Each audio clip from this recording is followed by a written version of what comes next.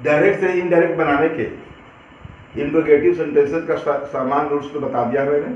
उसमें कुछ important rules है जो कि कंपटीशन संबंधित या किसी भी एग्जाम संबंधित, अरे सारा जो भी बताया जा रहा है सारा कंपटीशन के लिए ही है। जो परीक्षा हाई स्कूल का परीक्षा देंगे, इंटर का परीक्षा देंगे, कोई पूछता है बताएं वो क्या है, कंपटीशन ही है, उस पर काम देगा। इसलिए वह इसमें सब इंपॉर्टेंट रूल्स निकाले जा रहे हैं। Some important rules, some important rules in introductory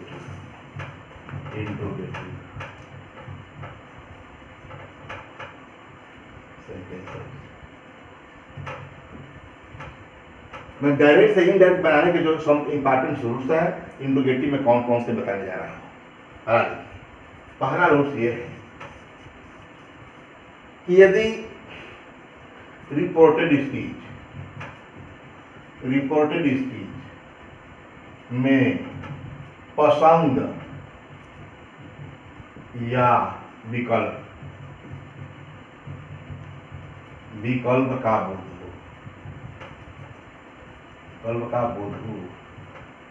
हो तो इफ के तो कामा या एंटर कामा हटाकर कामा और इन्वर्टेड कामा को हटाकर इफ के स्थान, इफ के बजाय इधर का प्रयोग किया जाता है, इधर का यूज किया जाता है। प्राय यही एग्जाम्पल पूछता है। ये हमेशा एग्जाम्पल्स इफ या वेदर वाला हमेशा पूछता है कंपटीशन में, इफ या वेदर। ये का पहचान क्या है? यदि रिपोर्टेड स्पीच में पसंद या विकल्प का बोध हो तो कामा जो कामा को हटाकर इफ के बजाय वेदर का प्रयोग करते हैं।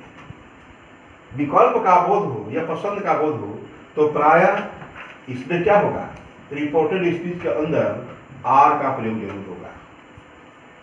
इस आर को देखकर ये पहचान है, ये ट्रिक है कि यदि आप देखें कि रिपोर्टेड स्पीच में दो वस्तुओं के बीच दो थिंग्स है, उनके बीच में आर रहा या ये अथवा ये, तो याद रहे इफ न लगाइए, वहां वेदर का प्रयोग करिए। यही सुटेबल है। Example he said to me, do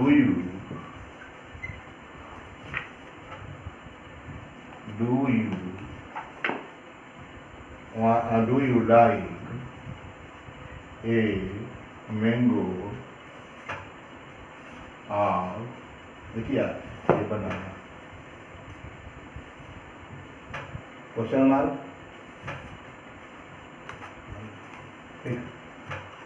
ठीक है। क्या पूछा? He said to me, do you like a mango or a banana? या उसने मुझसे पूछा, यह पूछा जाता है कहीं पर जाते हैं कि आप चाय लेंगे या coffee, do you have A T और कॉफी, ठीक। तो do you like a mango और ए बनाना, ये विकल्प है, ये वो आगे देख लिया। तो जब वो अंदर देख लिया, ही तो हिंदी की बात में कहा कि ये होता है पसंद वाली बात, लेकिन इंग्लिश के अंदर क्यों लिखा है ओवरऑल, वही पसंद की बात करा रहा है। तो उसके लिए क्या करेंगे, और लिखा है तो वेदर ही, ये तो सही है कि ही आस्क्ड मी या सी इंक्वायर्ड ऑफ मी, यहाँ इतना लगा करके वेदर लगाएंगे। वेदर मी के लिए यू है तो आई हो जाएगा, वेदर आई। अब तो क्या है, प्रेजेंट इंडेफिनिट है, यू लाइक ए मैंगो और बनाना है ना, आई लाइक ए मैंगो और बनाना, ये बनाना हो गया। He asked me whether I liked a mango or a banana। इस प्रकार का आ रहे और याद रहे इतना लगा करके वेदर का प्रयोग करना है, आगे बताना है। ये पहला रूल्स था इंपॉर्टेंट। और दूसरा इंपॉर्टेंट रूल्स बता दूं,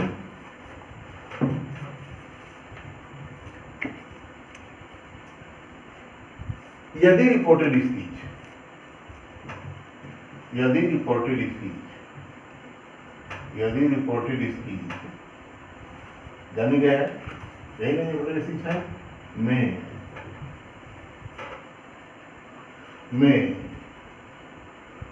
रिपोर्टेड स्पीच में क्वेश्चन इंट्रोगेटिव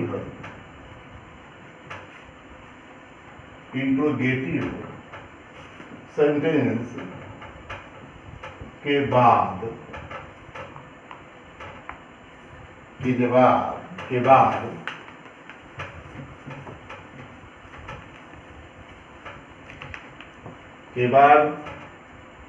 यदि रिपोर्टेड स्पीच में इंट्रोगेटिव सेंटेंस के बाद, ठीक है, उनका जवाब यस या नो में हो, यस या नो में हो, तो क्या करते हैं इसके दो नियम, हो तो क्या करते हैं, तो पहला यस होने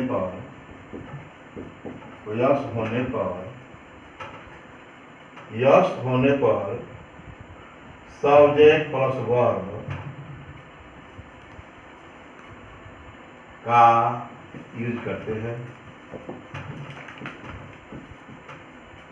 अथवा reply in the affirmative,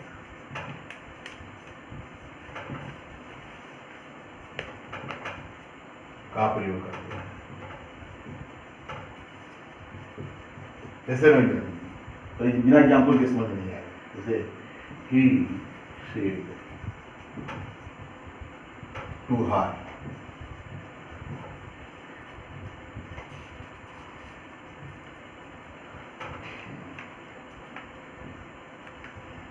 do want to read English, ठीक है, do you want to read English,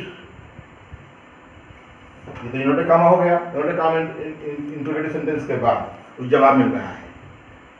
हर का मतलब कुछ भी नाम दीजिए, सी कर सकते हैं, सी सेड नो, या यस क्या है ना, यस, इस तरह होता है। अपने आप में यस कह दिया तो पूरा जवाब दे दिया, इस प्रकार का सेंटेंस है। यदि इंपोर्टेंस इंट्रोगेटिव सेंटेंस के बाद उसका जवाब यस या नो में हो, ये तो इंट्रोगेटिव में क्वेश्चन पूछा गया, ठीक है, उसका जवाब जो है हम यहाँ दे रहे हैं, सी सेड नो, यस या सी सेड नो, यह कहा। तो इस सीधा बनाएंगे, पहले वाले क्या बनाते हैं, ही आस्क्ड हर, ठीक, इफ कोई चिंता नहीं, की आवश्यकता भी नहीं है, यहाँ आर है नहीं, if you want to read English, यही ना है, तो यू पास्ट प्रेजेंट इंडिफिनिट है तो वांट का वांटेड हो जाएगा। इफ शी, ये हर के लिए यू लगा है ना, यू किस लिए हर के लगा है, तो सी हो जाएगा। If she wanted to read, initiative है, इसमें पेपर तो वांटेड हो गया, इंग्लिश हो गया। He asked her if she wanted to read English. Then तब she क्या की, she replied, या she क्या करा देगी, she said, she दोनों बात होगा, यस कही तो सी पहले में क्या कहा, होने पर सब्जेक्ट वर्ब का प्रयोग करते हैं, तब देन क्या कही, she wanted, then she said, या then she replied, she wanted, then she replied, she wanted, ठीक है। या यह भी हो सकता है कि he said to her, do you want to read English? She replied yes. Reply भी हो सकता है, यहाँ सेट की जरूरत है, ये सिर्फ जवाब की ही बात कहा गया है, she replied yes, ठीक है, yes, हाँ मैं चाहती हूँ पढ़ना, इंग्लिश पढ़ना चाहती हूँ। तो he asked her if she wanted to read English। तो क्या, then she, तब वह, then अपने मन से जोड़ लेते हैं, then she replied she wanted। तो उसने जवाब दिया कि हाँ वह चाहती थी। मैं क्या कहा, सब्जेक्ट प्लस वर्ब। ये आप चाहे तो पूरा लिख सकते हैं, then she replied she wanted to read English, इतना लिख सकते हैं, या इतने रह देंगे तो कोई चिंता नहीं है, इसको नहीं लिख सकते हैं। then she wanted to read English, असली तो यही है, लेकिन बोलचाल की भाषा में बड़ा कम बोला जाता है। क्या पूछा, he said to her do you want to read English, she replied yes। he asked her if she wanted to read English, she replied, then नहीं भी लिखेंगे कोई चिंता नहीं, फुल स्टॉप के बाद यहाँ सी कैपिटल से कर देते हैं। she replied she wanted, she replied that she wanted, यहाँ दैट भी लगा सकते हैं। she replied, इसलिए कि यहाँ तो हम कामा नोट का है, ये सटी की तरफ का उपयोग करना है। she replied that she wanted, या she replied that she wanted to read English, पूरा लिखना पड़ेगा तभी सही है। अथवा she replied in the affirmative, affirmative। मैं कहा replied in the affirmative, ये तो सबसे आसान लग रहा है। she replied that she wanted to read English का है, या she replied that she wanted, यहाँ पे यही करिएगा, यहाँ लिख रहा है। या अथवा सबसे बढ़िया है she replied in the affirmative, वह आफर में सकारात्मक में जवाब दिया। क्वेश्चन पूछिए कि he said to her do you want to read English, she replied yes। इसने कहा कि he asked her if she wanted to read English, तो she replied that she wanted, उसने जवाब दिया कि वह चाहती थी। क्या करना, टू रीड इंग्लिश कहिए चाहे न कहिए। अथवा she replied in the affirmative, उसने affirmative सकारात्मक रूप से जवाब दिया। सबसे इजी यही है, सबसे इजी है। इसमें पूछता है यस कहती है तो she replied in the affirmative, she replied in the affirmative। अब मैं दूसरी बात कर, नो होने पर क्या होगा, दूसरा एग्जाम्पल लूंगा और उस बन यस तो कोई अंतर नहीं, यहाँ नो में होगा, नो होने पर, इसका दूसरा पार्ट, नो होने पर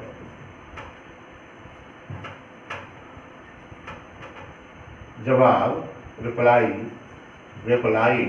नो होने पर, नो होने पर क्या होता है, होने पर सब्जेक्ट आप प्लस जो है क्या, verb, helping verb plus not और तब नहीं वर्ब, बस इतना इतना ही लिखते हैं। अथवा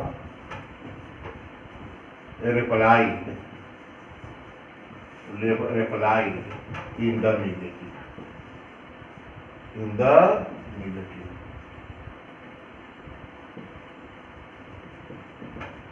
ये करते हैं।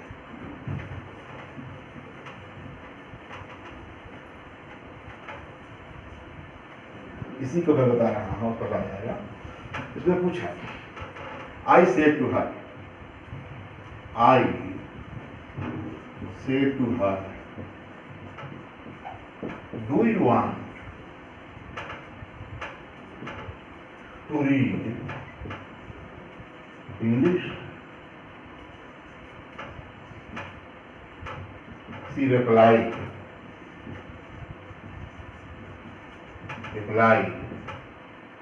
कामा नो, अपने आप पूर्ण है। उसने, मैंने उससे पूछा क्या तुम अंग्रेजी पढ़ना चाहती हो, तो उसने जवाब दिया नहीं, मतलब नहीं मैं अंग्रेजी नहीं पढ़ना चाहती। पूरा लिखिए या लिखिए क्या होगा, आई आस्क्ड, जैसे मैं उसका दिया था, I asked her if you do not, do you क्या है ना, क्या कहा, डू यू ना, do you want, if she wanted to read English, ये हो गया। ये I asked her if she wanted to read English, यहाँ तो सही है, जवाब में देना है तो शी रिप्लाइड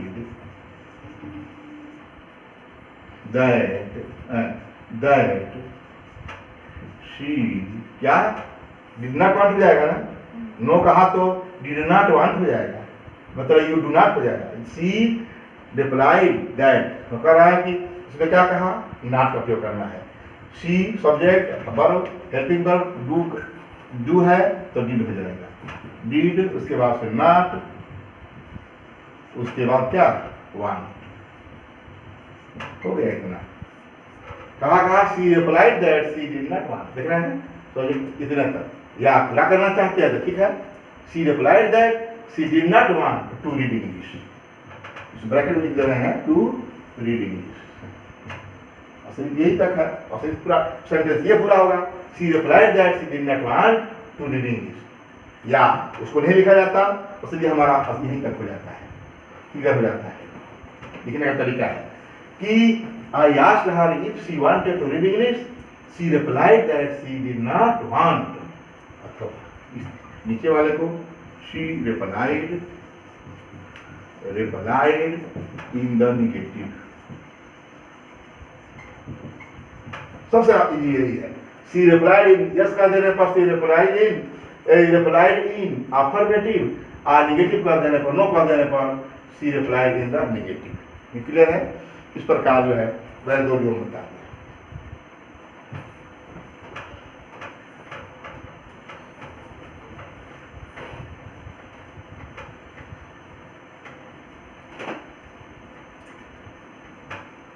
और तीसरा बता दो, इसी तरह का भी है, यदि रिपोर्टेड में कोई असर्टिव सेंटेंस है, असर्टिव सेंटेंस है और उसके बाद डायरेक्ट क्वेश्चन है, क्वेश्चन है, बता देंगे क्या क्वेश्चन क्या होता है, इसी दो आपको देंगे। यदि रिपोर्टेड जो कोई असर्टिव सेंटेंस है और उसके बाद डायरेक्ट क्वेश्चन है, तो इनडायरेक्ट बनाते समय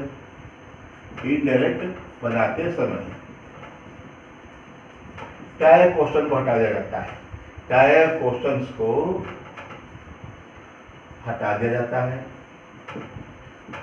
जाता है तथा उस असर्टिव सेंटेंस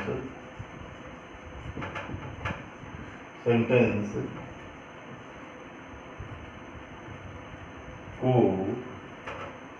उस असर्टिव सेंटेंस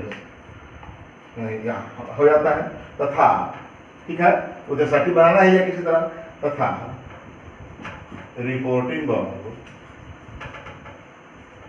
को आस्क्ड में बदल दिया जाता है।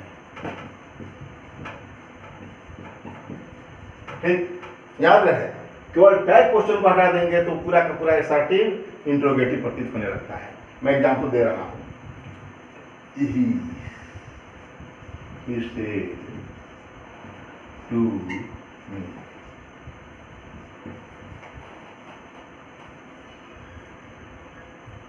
या he said to me, दूसरा एग्जाम्पल लीजिए, she said to him, question mark, you love me very much, two star, don't you,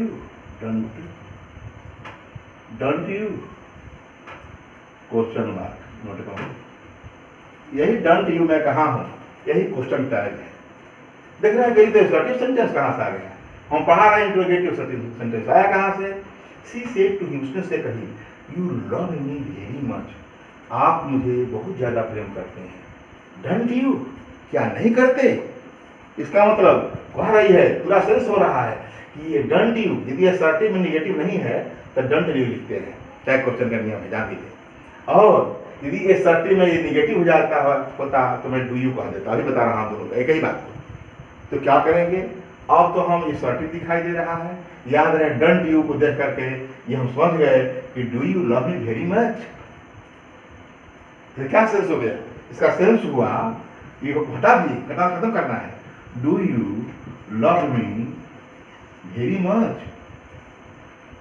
मन में बना लीजिए, ये खत्म कर दिया हमने, तो उसको इंडेक्स बनाते समाप्त करना है। तो कहने का मतलब तो रिपोर्टिंग वर्ब को आस्क में बदलना है, देखना है कि ये तो एसर्टिव है भाई, एसर्टिव का होते हुए हमको आस्क में क्या बदलना है, क्योंकि जब डोंट यू मतलब क्या तुम नहीं करना चाहते, do you love me very much, you love me very much, don't you इसका मतलब हो गया डोंट यू हटा दीजिए, do you love me very much, एक टाइप क्वेश्चन पहचान है, क्या तुम डोंट यू है तो उसका मतलब क्या नहीं करते हो, और डू यू रहता तो नहीं करते हो, कहते बताएंगे। She asked him if do you, ठीक है, डू यू है या यू है जानी जाए, हिम के लिए यू लगा रहा है तो अरे हमको तो ये मन में सोचना है कि ये बात हो गया है, ठीक सोच लीजिए क्या है, हमको तो बनाना इसी से है। He she asked him if he love है तो लव हो जाएगा, और मी किसके लिए करे, सी अपने लिए कर रही है, हाँ वेरी मच,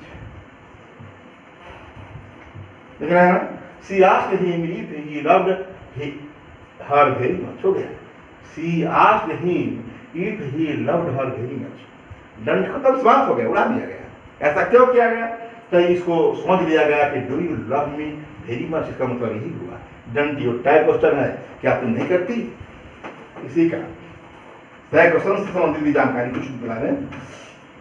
ये अंत में क्वेश्चन एसर्टिव सेंटेंस के बाद, एसर्टिव सेंटेंस जानते हैं कि अफर्मेटिव भी होता है और नेगेटिव भी होता है। एसर्टिव सेंटेंस के बाद अंत में जो फुल स्टॉप के बाद जो क्वेश्चन दिया कहता है डोंट यू, डू यू, इस तरह are you not you, are you, इस तरह जो हेल्पिंग वर्ब के साथ और नॉट, इस तरह इस समझ लीजिए टाइप क्वेश्चन होते हैं। तो टाइप क्वेश्चन को हटा दिया जाता है और रिपोर्टिंग वर्ब को आज से बदल दिया जाता है और जो कहते हैं उपयोग किया जाता है। ऐसा क्यों होता है, क्यों आज से कर दिया गया, क्योंकि ये डोंट यू का मतलब कि ये do you love me very much, ये पूरा ये डोंट यू हटा देने पर इसका सेंस यही होगा do you love me very much. अब देखिए दूसरा एग्जाम्पल बात करते हैं, दूसरा एग्जाम्पल पहला था इसी का दूसरा है, she said to him you do not love me very much, full stop उसके बाद कह रही है डू यू वेरी मच, उसके बाद डू यू क्वेश्चन मार्क यहाँ है, क्वेश्चन मार्क इस पे नहीं है, यहाँ है, यहाँ डोंट यू, यहाँ नॉट लिख दिया गया, याद रहे, यहाँ डू नॉट लिख दिया गया, यहाँ कल डू यू है। यदि इंट्रोगेटिव निगेटिव है तो केवल ये या इंट्रोगेटिव का अफर्मेटिव होता है, और यदि यह जो क्या है इंट्रोगेटिव सिर्फ इंट्रोगेटिव अफर्मेटिव है तो यहाँ इंट्रोगेटिव निगेटिव होता है, टाइप क्वेश्चन की पहचान नहीं है। ये बता दें, इस पर बात करें तो क्या हो गया, शी आस्क्ड या इंक्वायर्ड ऑफ हिम इफ, अब क्या है यू डू नॉट, तो इसका मतलब do you not, do you not love me very much, इन होगा do you not love me very much, इसको समाप्त कर देना है, लिखना ही नहीं है, इसको बताया कि इनको हटा देते हैं। तो इसका मतलब ये हो गया डू यू नॉट, यहाँ नॉट लगा देंगे, do you not love me very much, छोड़िए हमको तीसरी से बनाना है। She asked him if he did not, do not did not में लव मी, हर के लिए अपने लिए कही है, हर वेरी मच, यह हो गया कि टाइप क्वेश्चन होने पर क्या करते हैं, डन क्या टाइप क्वेश्चन को हटा देते हैं और उसको सेम इंट्रोगेटिव की तरह सेट को आस्क में बदल देते हैं, और इफ या वेदर जैसा है वैसा जो का प्रयोग करते हैं।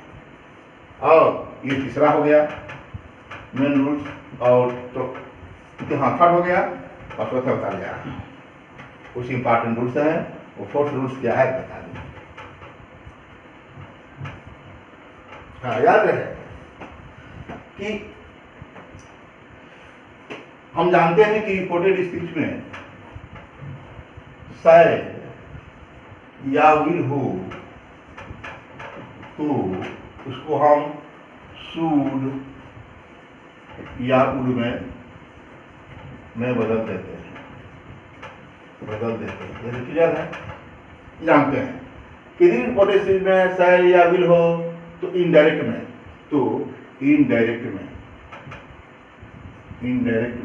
उसे शुड या वुड में बदल देते हैं।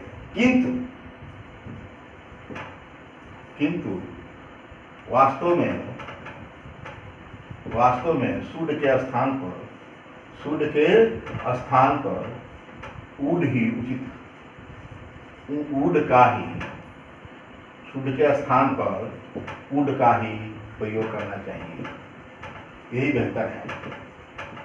नहीं करें कोई बात नहीं, लेकिन यही करना चाहिए, यही बेहतर है। जैसे एग्जाम्पल मैं दे रहा हूँ, जानते रहे हैं, ही या I said to him,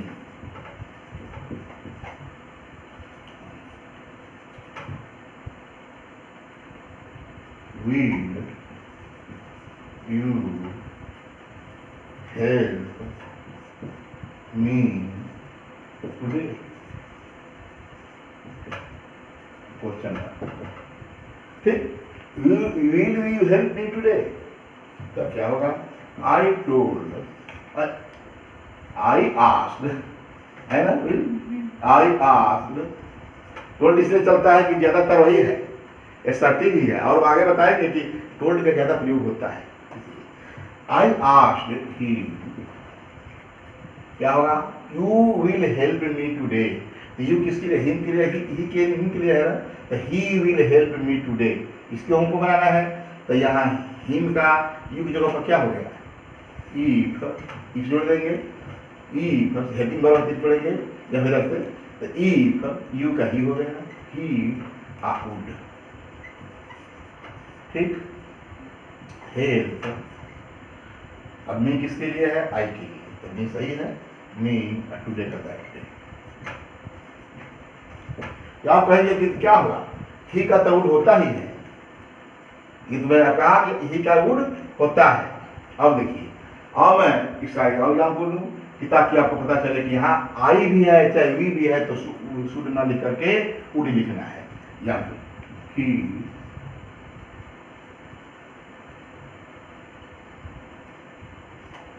I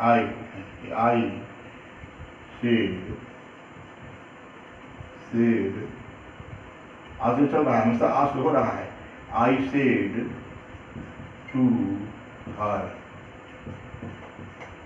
ठीक।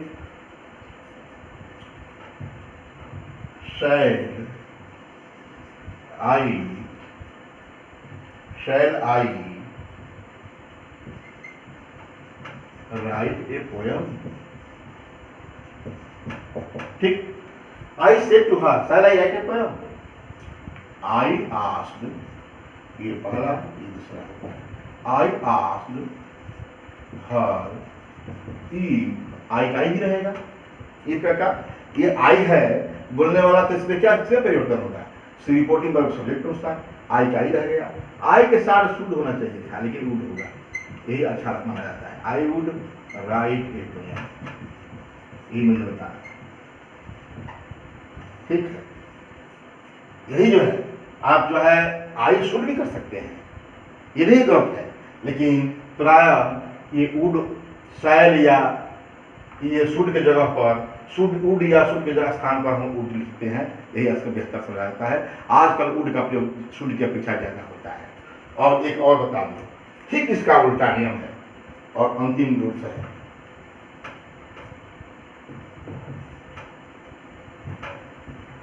यहां तो मैं कहा कि वुड का ही प्रयोग करेंगे, करना चाहिए, यही बेहतर माना जाता है।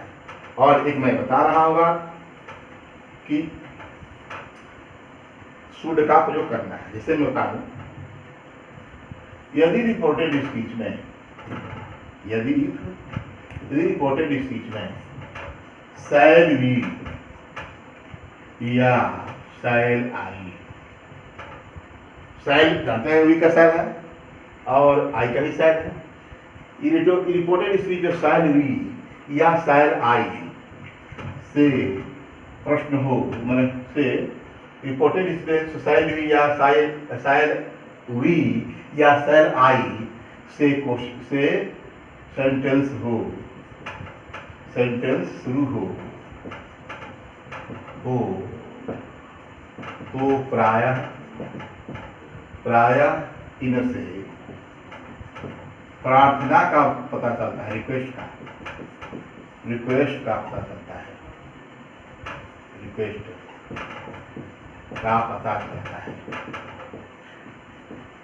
यह बनती नहीं मैं बता दूं तो क्या करते हैं, पता चलता है। अतः शैल को वुड भी बदल सकते हैं सेंटेंस के अनुसार। शैल को केवल शुड में ही बदला जाता है, शुड में ही बदला जाता है, वुड में नहीं, वुड में नहीं। कहने का मतलब जब प्रार्थना का बोध होता shall I help you,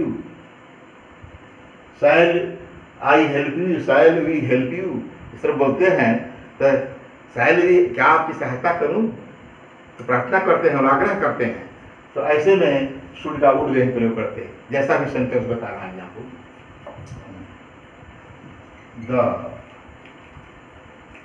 the man said to me shall I help you, इसे बढ़िया क्या जन्म होगा है? आदमी ने, किसी आदमी ने, उस आदमी ने मुझसे कहा शैल आई हेल्प यू, क्या मैं आपकी सहायता करूं? आप बोलता तब तो क्या होगा, द मैन आस्क्ड मी, ये है मी है तो क्या हो जाएगा, मी शैल आई, आई किसके लिए है, मैन के लिए है, मैन अपने लिए आई लगा रहा है।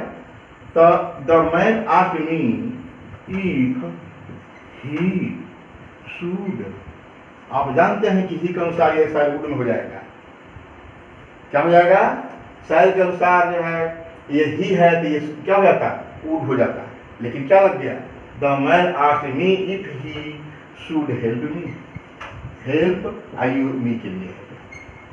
ओके, ये देख रहे हैं कि ही के अनुसार हमको लगाना चाहिए था वुड,